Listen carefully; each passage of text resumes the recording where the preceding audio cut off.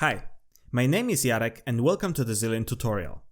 In the last video, we introduced you to the Zillin online service and explained how it may fit into your organization.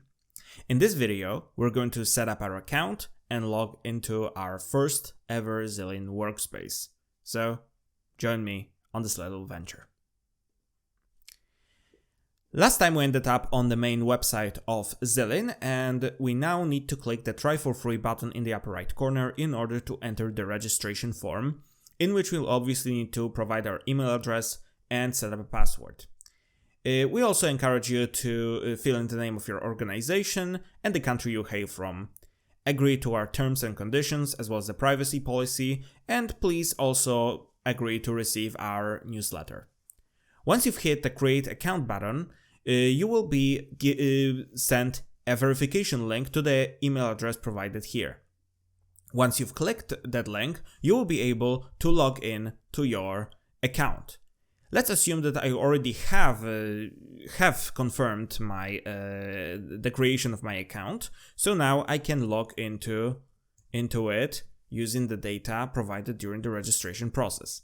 If I ever lose my password, I can use the option to reset it. And now we've entered our default workspace under the Annotate Go plan. A workspace is a place where all of your work will take place, and we'll explore all those sections to the left in the future videos.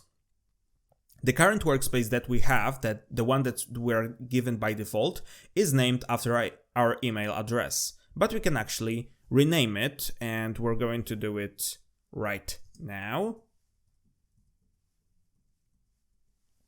Let's call it a sample workspace. Let's see the other options right here. We could change the workspace owner. However, for that to happen, there would need to be some other user in this workspace. So far, there's only us, only the person that set up this workspace. So we can't do it here. We could delete the workspace if we so desired. There's a button to create a new workspace, but that is unavailable under the Annotate Go plan. Under this plan, you're only entitled to one single workspace. So consider upgrading to one of the higher plans. If we extend the drop-down menu here, we'll see all the workspaces that we're involved in at the moment. Going here, we'll see all of those workspaces again, but with more detailed information provided. We will be listed here whether we are the owner of a workspace or whether we perform any other role. All of those workspaces will be listed here. And right now, there's only this one workspace. If someone invites me to their workspace to perform any role, that workspace will be listed here as well. As the number of your workspaces, the workspaces you are in will grow and grow, it will be useful to be able to filter there by the names or by the email address of their owner. Now, going to the right, we'll see the progress bar of annotated images. Under the Annotate Go plan, you're entitled to 2,500 annotated images. We'll explore this in depth in one of the other videos. For now, no images have been annotated, but if we ever feel constrained by this limit, we can purchase additional image annotations under the shopping cart icon. There are notifications here under the notification bell, which will turn green as soon as some notification arrives.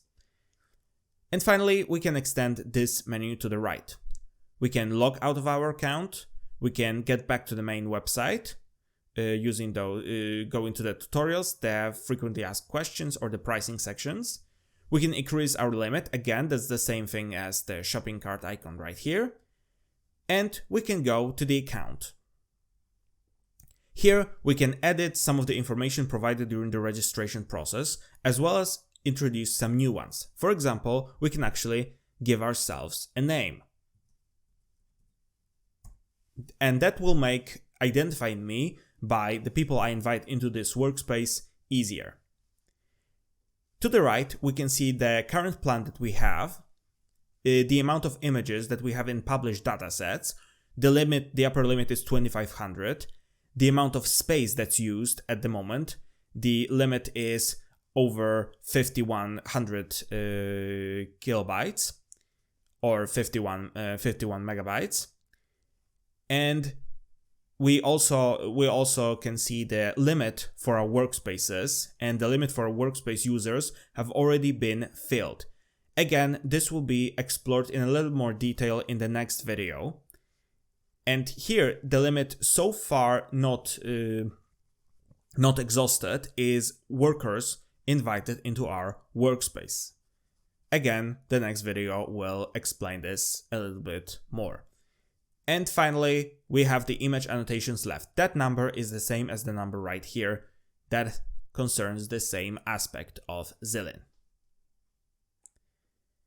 And again, that's it for now. Thank you very much for joining me today. And I hope that now you know a little bit more about how to find your way around your Zillin workspace using the top side panel. Make sure to follow us on LinkedIn and Facebook. Subscribe to this YouTube channel to be notified of the next entry in this playlist, in which we'll